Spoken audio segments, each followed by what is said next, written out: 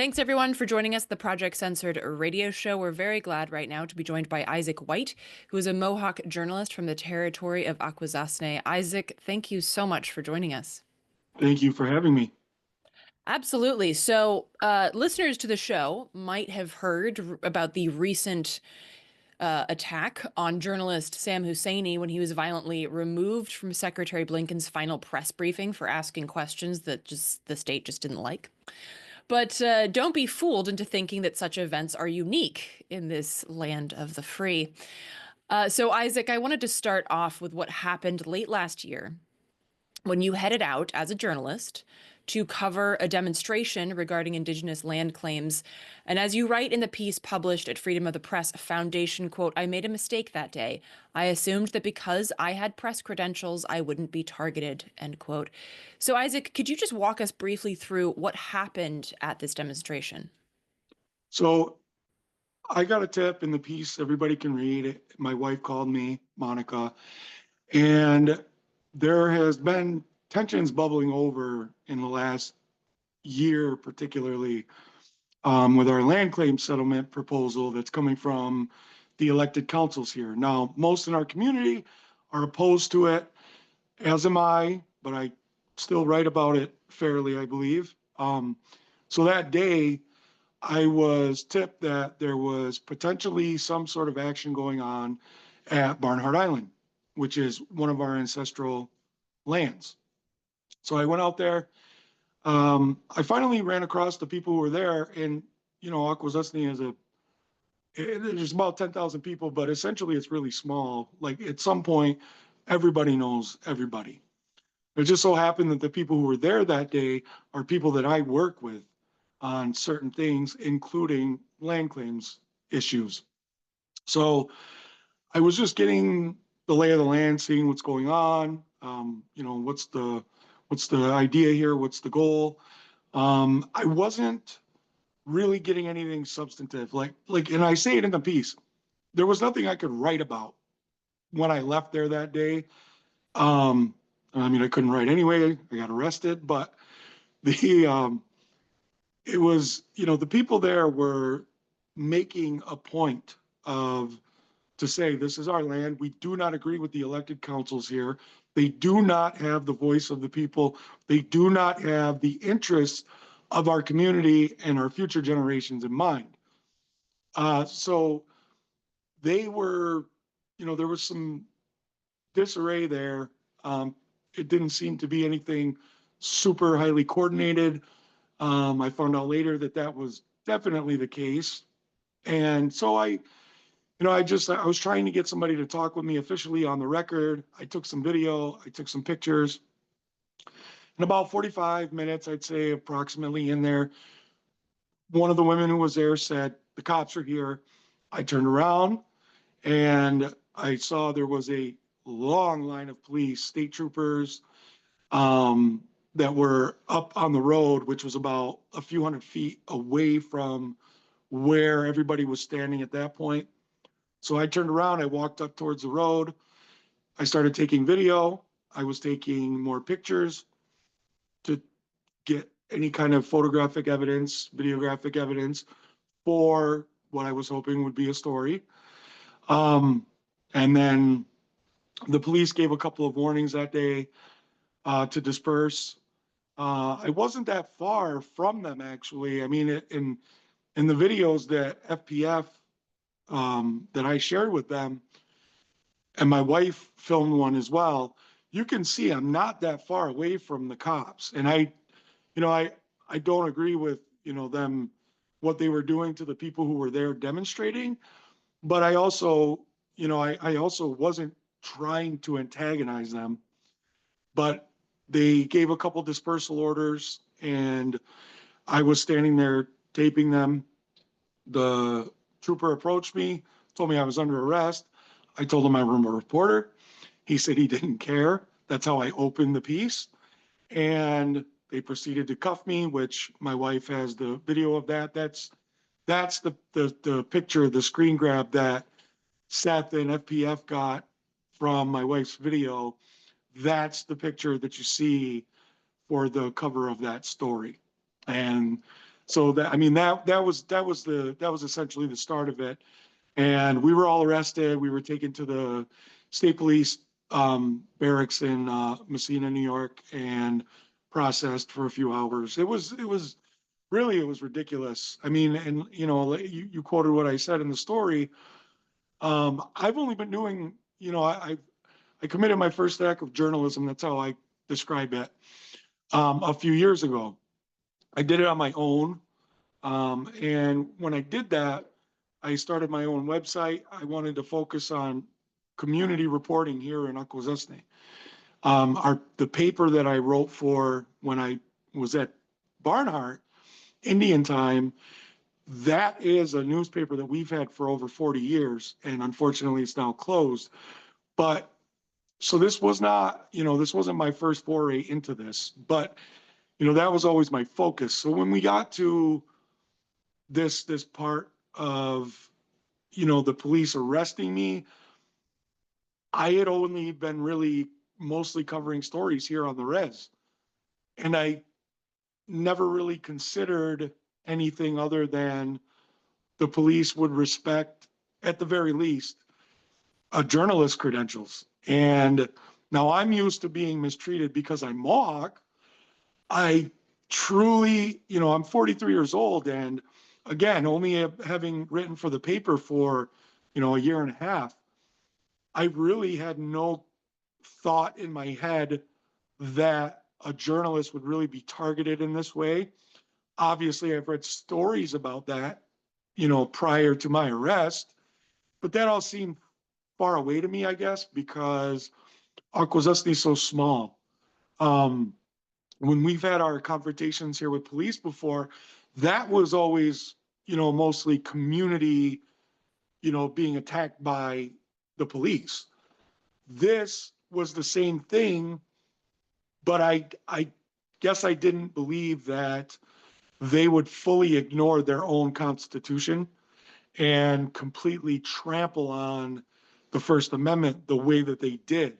Now, I felt like in the piece that I was open about that. I feel naive that I even had the thought that that wouldn't be something, you know, that, you know, I figured if I was going to get arrested that day, it would be because they said, get your hands behind your back, Indian, or I'm going to shoot you, because I've had that happen to me before. But, and I'm not saying exactly what they said because I know this is going to be on terrestrial radio. Um, but I was told that before, and I had a barrel of a pistol buried in the back of my head when he said it. But that was because I'm just Mohawk. I didn't think it would be, you know, with me having identified myself as a reporter, and everybody in the community knew that that's why I was there. I wasn't there for anything else other than to be a reporter to cover a potential story that has an effect on our community. It was just, you know, I mean, to me, it really was. And, you know, it was tough for me to kind of even get that through my head. That's why the piece was kind of, it was cathartic for me in a way, because I had to hold on to so much of that for a long time because we were under criminal prosecution. Mm. And one of the people who was there that day still is, the last update that I received. But, you know, once the criminal proceedings were done and I could just let it all out, that's where you know, and I have been thinking on this for 6 months. You know, I kind of looking at myself as being naive, um, almost as being stupid in a way, to kind of just to think that the only reason that I would ever be harassed by the police would be because I'm Mohawk, not because I'm a journalist. It really brought the attack on media to me right up into my face. It became personal in that sense of it. And so now I'm, you know, FPF and Seth and Stern, who's a great man. You know, that it's really drawn me to speaking about that more, and to focus more on it now.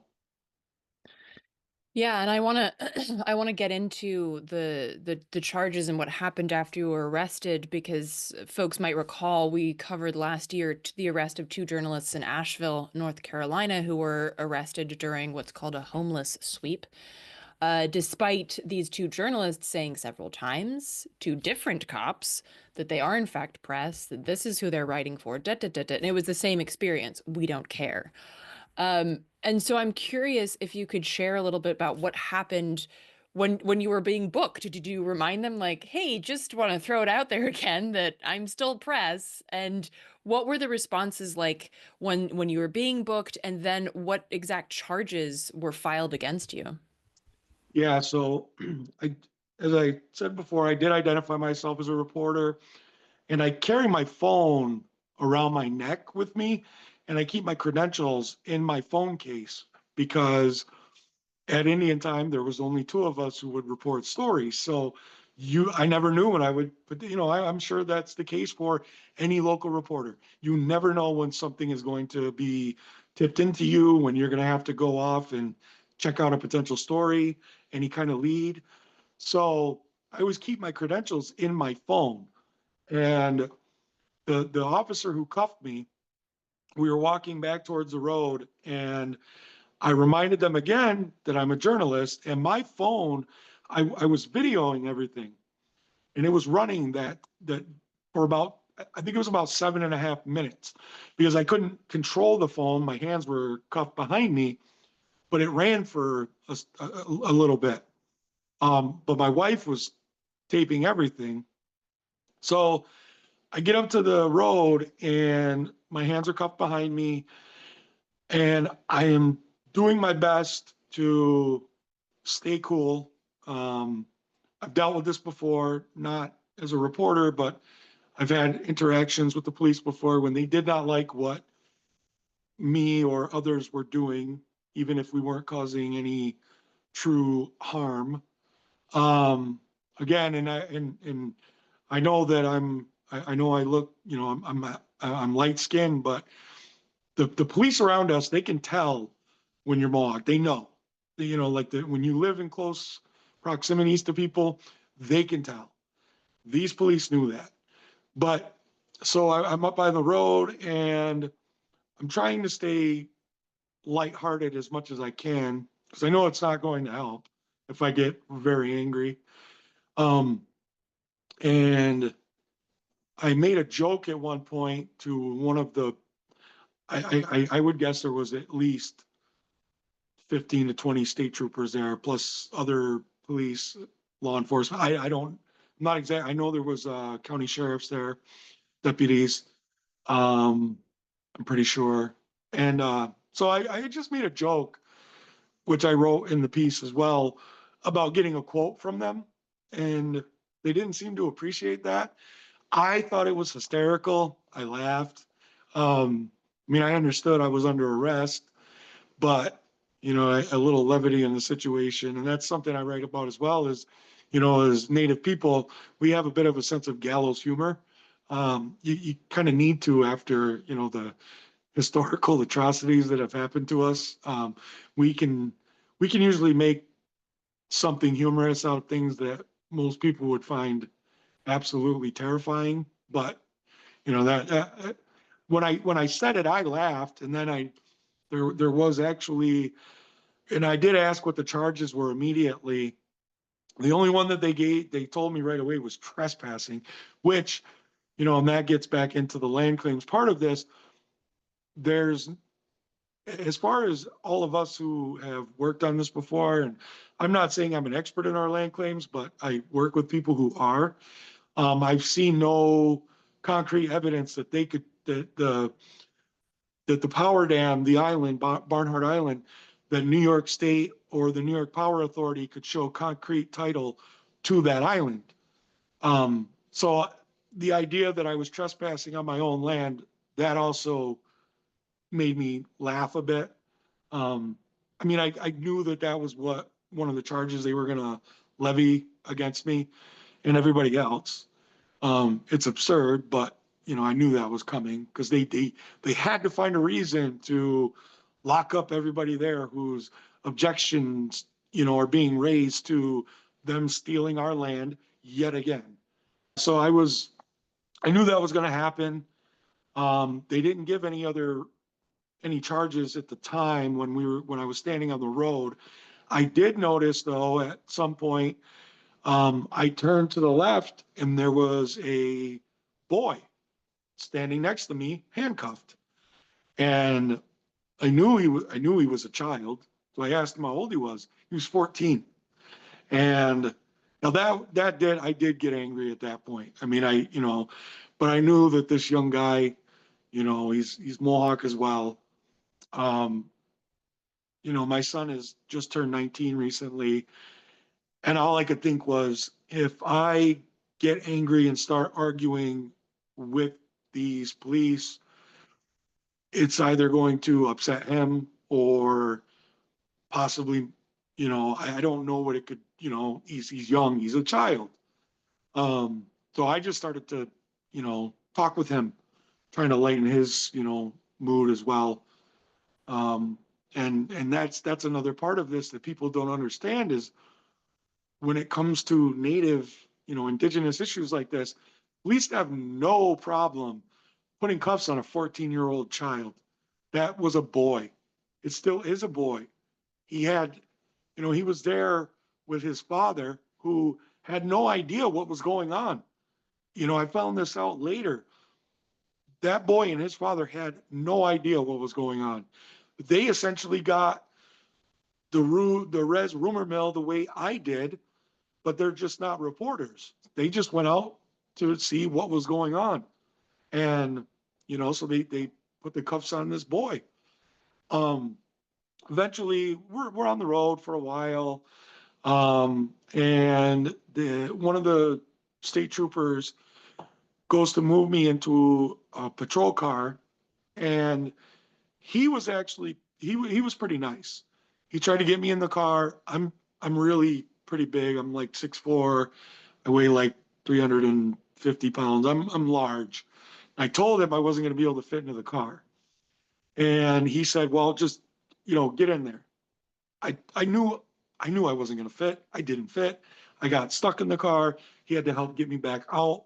He put me into another car that he was driving, and he gets me into the car, and then he put that boy in the back seat with me. And I looked at him and I said, why are you doing this? There's other adults from Akwesasne who are here. You can let that boy go with them. Why are you taking him? Um, they put his father in the front seat.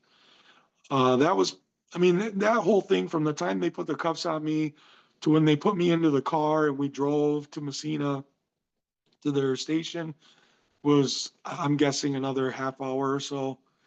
Um, we get to the station and there was 8 of us who were arrested. When we got to the station, they finally let the boy go, which was good, but I'm not giving them any credit for that. That should have never happened in the first place. Um, but they let the boy go, and they split us up into 2 different rooms. They chained us to the floor. We were sitting on a bench. They chained us to the floor. And it was me, that boy's father, and 3 women in the one room that I was in. And then in the other room, there were 3 other men from Akwesasne who were in there. But while we were in the room, this is not the first type of activism, demonstration, encounter with ornery police that anybody in that room, except for one who was the youngest out of everybody, this was her first experience with any kind of police encounter like this. But we were all, just making light of it, so everybody in there, they know I'm a reporter. So they were saying, well, Isaac, you're going to have a good story now. And I'm like, yeah, I am. And I was looking at the guy who had put me in the back seat, the trooper. And so I started making jokes again. Oh, I said, you're going to be on the front page of my story. And, just making jokes out of it because it really did. I mean, it just seemed absurd to me. Mhm. Not that I thought I was above anybody else, but I truly couldn't. I was still flabbergasted that these guys really didn't care Mhm. that they were directly violating the Constitution that they swear an oath to. I mean, and that guy as well. The first officer, I told him I had my credentials on me. The second trooper who put me in the car and who was processing us, he looked at my credentials. I told him, I said, they're in there. Open it up. It's there. He looked, he saw them, and he still didn't care. He wasn't rude. He wasn't trying to hurt me or anybody else that I could see from what I saw, but he certainly didn't seem to care. And, I mean, that was just another eye opening thing to me. I'm used to them trampling on my people. I'm used to that.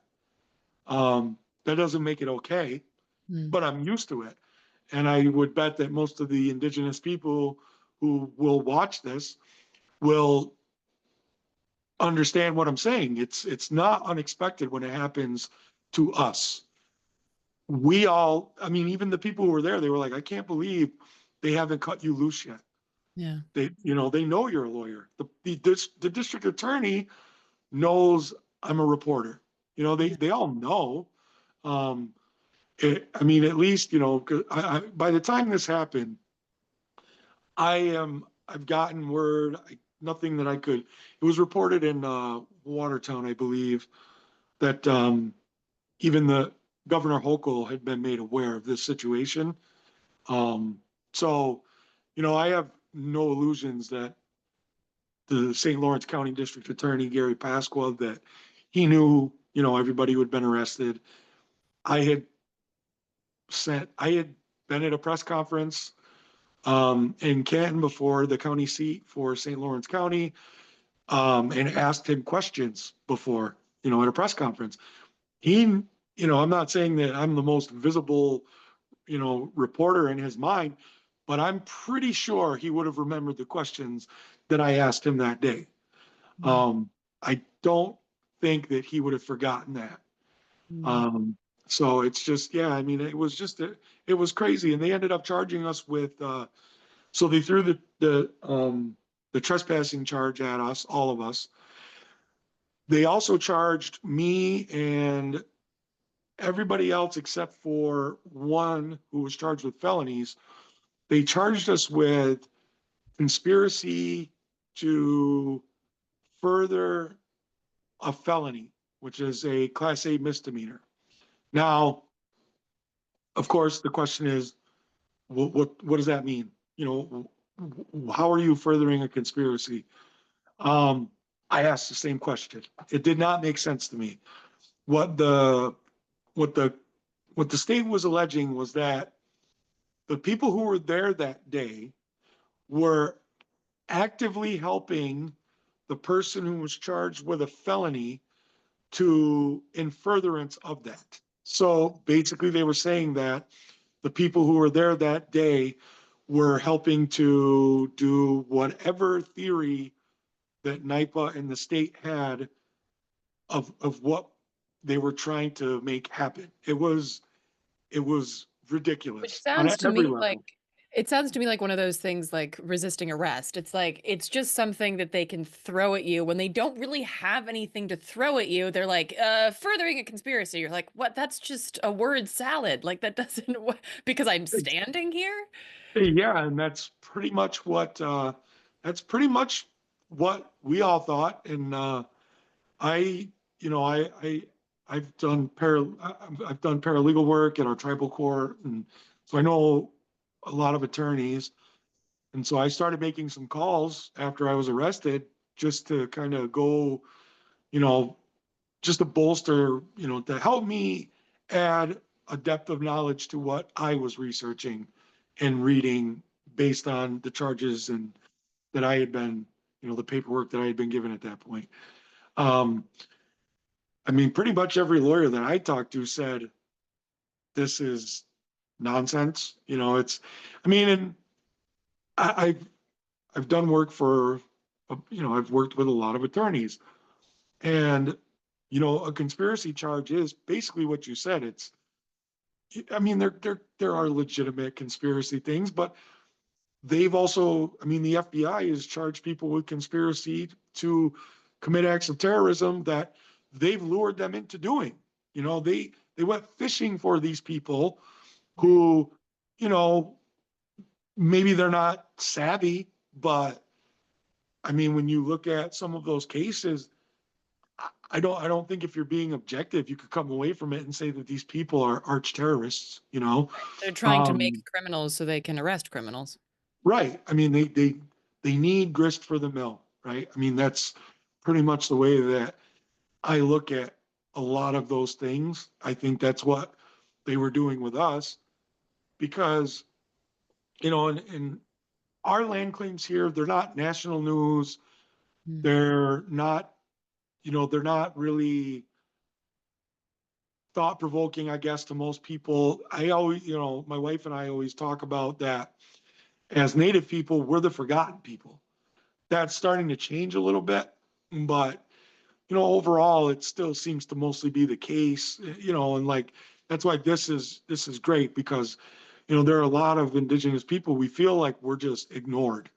Um, and so for what's going on with our land claims to be, for them to throw a journalist into, they made me a part of the story. So I can write what I want now. That's why I wrote the story the way I did, because that I actually said that while we were in the station. I said, they made a huge mistake because I don't have to just regurgitate the facts now. You made me a part of the story. Now I can editorialize if I want. I said, you just made a huge mistake and you don't realize it. Um, Now, does that sound as though I had a little bit of vengeance on my mind? Okay, maybe. I, if people look down on me for that, that's okay. Um, I feel like my rights were violated. I think that the state is working to steal our land again. So they abused my people who were there. Um, they scared the hell out of my son and my wife because I was arrested and had to go to court for, I shouldn't say scared. My wife and my son were not scared. They were angry. But, you know, they potentially were going to, I mean, it was possible I could go to jail for a year. You know what I mean? Not that I thought that was going to happen, nor would I wouldn't cry about it, but it was something that I was ready for. But that's the thing is, with us seemingly being ignored so much, I think that was, one thing about that demonstration that day was the attention that it garnered. It wasn't, it wasn't on CNN or anything like that, but it did get attention from some outlets. Not enough from my point of view, but it still did.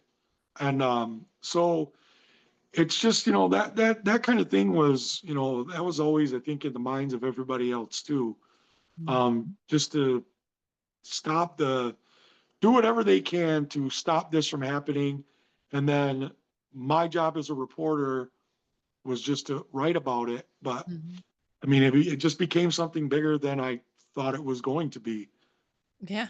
Well, and it also, I think it also speaks, which is something that Project Censored talks a lot about, is the forced disappearance of local media, not least of all media in places such as like indigenous media or black led media, immigrant led media. Like there's a lot of empty space that's been forced into silence. And I wanted to with the time that we have left, we only have a couple of minutes left, but I wanted to talk to you about, because you also write in your piece, and you mentioned it here too, that you wrote for a paper called Indian Time, which, as you point out, is one of the oldest indigenous newspapers in the United States. And late last year, it had to finally close. Could you talk a little bit about, in just a couple of minutes? I know that's a ridiculous amount of time to get into this, but just like about the state of not just local media, but indigenous local media.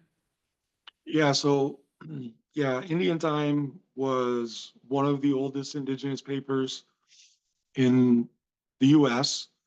I was proud to write for them for about a year and a half. That was our only local news resource here in Akwesasne. Um, my friend Josh and I started a podcast about a little over a year ago called Sage Against the Machine. We were doing that to sort of augment, the commentary part that Indian Time as a straight journalistic news outlet couldn't hit. Um, Now with Indian Time being closed, we're also going to expand into local news reporting again. And so, yeah, I mean, I think everybody who is in the news business understands that local news, local journalism is in grave danger. From what I can see, indigenous local media it's even more perilous. I mean, if we, in Akwesasne, we have a paper that was almost as old as I am, and it can just go away like that. We have nobody here now who full time can cover even just the things I used to cover, dog contests. I would cover Boys and Girls Club events. I would cover marches against the land claim settlement. I would write my entertainment binge. You know, there was such a wide array of things that I felt were important that I would do as a journalist and as a community member to help to keep everybody informed. I mean, we didn't really have the resources at Indian Time to really do deep investigative journalism, which is what I like to do. But we've lost the paper. It's gone. It's gone. I mean, I don't want to make it that cliche, you know, Indian people disappearing type of thing, but I mean, that's what's happening. I mean, we've lost one of the oldest community indigenous news sources that's been around. And without that, what fills the void? And I know that that's the way it is in other indigenous communities as well. And without us being able to report on these things, I mean, I got another job. So I do my best to report when I can, but it's not really something that's too feasible. I mean, it's hard to do. A story that would have normally taken me a couple of days to do now is going to take me a month. I mean, and that's for something where I have a lot of good information to go on. If I have to go out and, start digging into leads and interviewing a lot of people and, I got to get background subject matter, it's going to take forever. And that's a loss for our people. And, people think, oh, it's only about the indigenous community itself that's losing out. That's not true. There are stories that, there's information that's gleaned here first that gives leads to national reporters. That does happen here. We had a case like that over a year ago, but there was information that I uncovered that kicked off a firestorm for the Canadian national press, where they were able to go and dig down more leads. And that's the sad state of things, is that information that I got from being a community member, from being trusted in our community, for being a reliable reporter, is that because of the state of our resources for Indian Time, even then, I could not go report. I couldn't dig into that information more. I got to do 2 stories. That was it. And that's a subject that I could have done a series on, but because we didn't have the resources, and that happened right in our community. So, that is just, I mean, that is a prime example. And now I can't even get 2 stories out of that. There's nothing. There's nothing. We have the podcast. We're doing our thing. I'm working on a story right now. to get the actual, the straight news reporting element to Sage in there. But, it's tough and it's sad. Um, and I can And I only think imagine how it is for everybody else. And I think that, you saying that this story then became of interest to Canadian national media. I think that's incredibly powerful. And also, there's nothing wrong with local media being local media, because local media, I think, has more than just one job. It's yes, it's watching to make sure that it's the watchdog journalism. Like, yes, what's going on here with this land claim? Like, is it okay that these people are claiming this? But it's also, it does bring communities together, covering the life of the community and allowing people to see what their community is up to. That allows people to engage. So media then becomes a lifeline for people to engage with their community and know what's going on. And that's also, I think, why it gets shut down, because Absolutely. part of this capitalist colonialist system is to break apart communities, to make people feel like they're alone and isolated, and perpetuating this horrific project that is the United States. So I think that the loss of local media, particularly Indigenous media and Black-led media and an immigrant media, of the people who have experienced the most oppression in the United States, is so important because of the local aspect of it. And of course, then, like you said, that then becomes a larger issue. I mean, the fact that we know about what happens with Indigenous fights, I think, is because the Indigenous people in those communities, whether that be DAPL, whether that be down in Louisiana, whatever, is because those Indigenous journalists are on the front lines, and then that goes up a certain, excuse the word, pipeline, to people that have access to national media. So local media really cannot be overestimated in terms of its importance on every scale, I would say. And I'm glad that we were able to connect and have you on the show, and hopefully more people can not only engage with what you do, but start thinking seriously about local media and its importance. Isaac, where is a good place for folks to follow or find your work? So everybody can check out the article I wrote for Freedom for the Press Foundation. I do a podcast with my co-host Josh Sargent. It's called Sage Against the Machine. Um, we uh, we are adding a straight news component to that. We have the website is just about ready to go. We are Josh and I are working to get we're doing funding applications, things like that. The dream for me is to continue to do the reporting for the community, to be able to be that check on everything that goes on around here, to bring the news to the community. Josh and I, we do mostly commentary, but we also have educational aspects, we have cultural aspects, and we comment on the real news that's going on here, but as I said, we are working in a straight news reporting component into it as well. So, Sage Against the Machine Pod on YouTube, Sage Against the Pod or sageagainstpod.com. So that's where you can find us. Great. Yeah. And I think, again, I think it's so important that you're trying to continue this work. And also, I fear to say it, but I feel like it might continue. The target on your back will be doubled, not just, of course, as an Indigenous person in this settler colonial state, but as a reporter, as well, that isn't afraid to tell the state what it's doing wrong. So Yeah, we will I've stay in touch. I hope you have some good news to share at some point. Isaac, thank you so much again for taking the time to share your story with us. It's an incredibly important story that people check out, and be sure to check out Isaac's work. Thank you again so much. thank you so much.